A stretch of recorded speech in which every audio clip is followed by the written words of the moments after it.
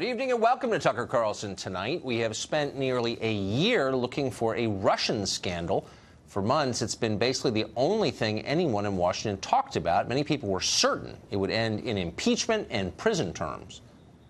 I've come to conclude that Trump has the Kremlin clan surrounding him. There's more to be learned about it. I believe there's been collusion. It's starting to smell more and more like collusion to, I think, the public. We saw cold, hard evidence of the Trump campaign, indeed the Trump family, eagerly intending to collude possibly with Russia.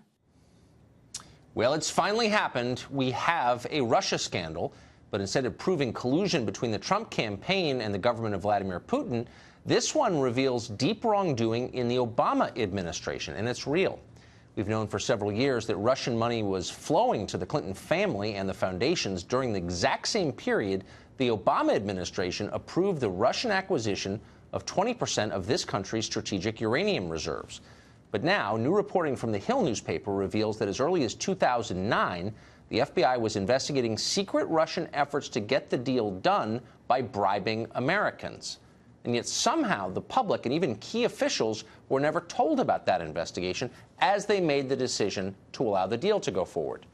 At least one American businessman says he directly witnessed Russian efforts to convince the Clintons to approve that deal. The businessman says he was blocked from publicly telling Congress what he knew because he was ordered to remain silent by Eric Holder's Justice Department. It's a remarkable story and potentially a very significant one.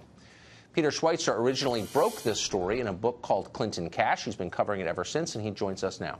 Peter, thanks for coming on. Thanks, Tucker. Thanks for having me. So this is a kind of confusing coda to the story. The person who apparently has firsthand evidence that the Russian government tried to suborn the Clintons to get them to support the deal has been prevented from speaking even to Congress. How can that be, and what's the justification for that? Well, that's a great question, Tucker. What we know, apparently, based on the reporting, is that he has been put under a gag order by the Department of Justice and has been told that if he speaks about this publicly, not only will he face financial penalties in the form of a fine, that he could actually go to jail, that his liberty would be at risk, which is mystifying to me. I mean, why do we not want to know the details about this? That's what's so troubling, is it reeks of cover-up. It just stinks. There's no other word for it. As a legal matter, how can the Justice Department from a previous administration tell the Congress of the United States, elected officials, that they can't talk to an American citizen about allegations of bribery that put our national security at risk? How does that work? Well, it really shouldn't work and can't work. And what I mean is the Department of Justice today, under President Trump, Attorney General Sessions, could tomorrow come back and say we are removing this gag order, that we believe that there's a compelling national interest to know. We want this individual to testify before Congress. We want the public to know exactly what went on. So this is not something that's unbreakable, but it just simply takes a request from the Department of Justice to remove that gag order. If that gag order is not removed, I think it's doubtful this businessman's going to want to go public because he doesn't want to be put in legal jeopardy. So back to the core question, the approval of this deal, Uranium One, purchased by a Russian company, giving the Russians, in effect, control of 20% of our uranium supply. The office of then Secretary of State Hillary Clinton said basically she had nothing to do with the approval. Right. Is that true? How could that be true? It's not true, and it's interesting with the Podesta emails that came out, the leaked Podesta emails, what you find is how they tried to cover this up. One of the assistant secretaries, a gentleman named Fernandez, came forward and said, oh, I was the one that really made the decision. She was not involved in that decision. But if you look in the Podesta emails, you see exactly how it went down. Fernandez is communicating with John Podesta and is saying, let me know what I can say, how I can be helpful. So she was intimately involved in this decision. And this is the important thing to keep in mind, Tucker.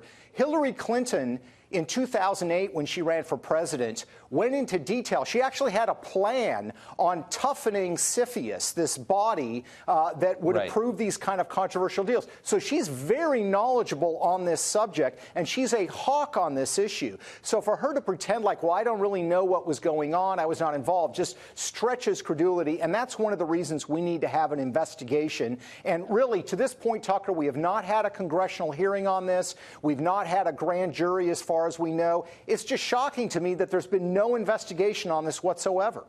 Just to be clear, the dots that we're connecting are not very far apart. So the chairman of this uranium company, Uranium One, is also on the board of the Clinton Foundation and a close friend of the Clintons.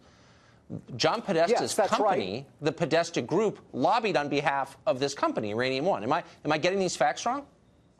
You're exactly right, Tucker. Here's the bottom line.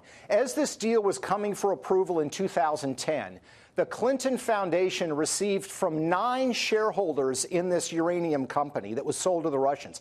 9 of them all of a sudden decided they were going to donate large amounts of money to the Clinton Foundation, more than $145 million. And by the way, a lot of those donations were never declared publicly by the Clintons. They were hidden.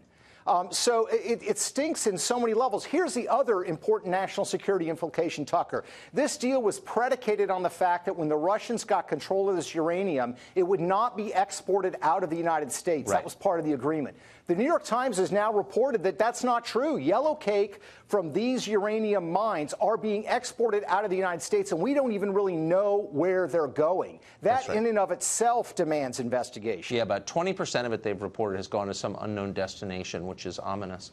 Peter Schweitzer, again, the person who broke this story in the beginning and has been on it ever since. Thank you.